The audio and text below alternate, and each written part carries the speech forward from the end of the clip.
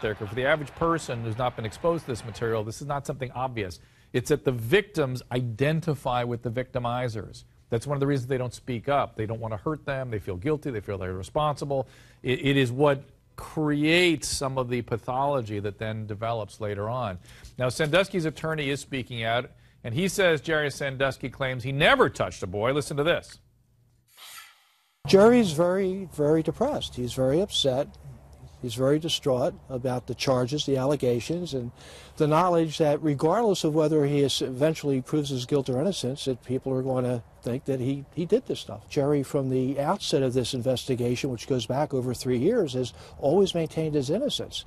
And early on in his case, when it was just at the Children and Youth Services level, he was prepared to go to a hearing to defend himself on the allegation from the one young guy who said that he had had inappropriate contact with him.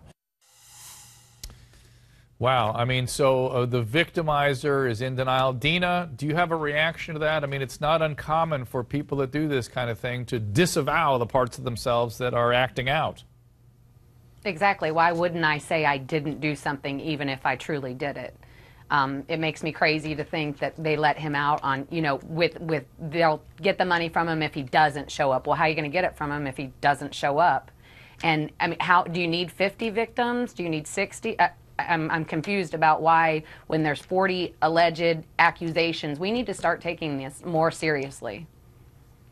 Yeah, Dina, I think you're absolutely right. Now, Peter, I want to ask you a question. Now, if you're in and around the world of treatment of these kinds of individuals, I'm certain you've seen victimizers get treatment as well.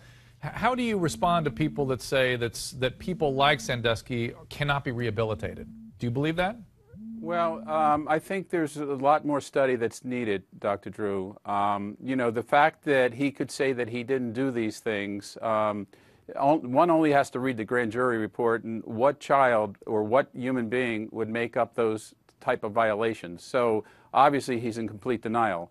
You know, what's in his background? No one knows. Was he molested? I mean, this is some of the work that the foundation, this is some of the work the foundation is doing with Johns Hopkins Bloom.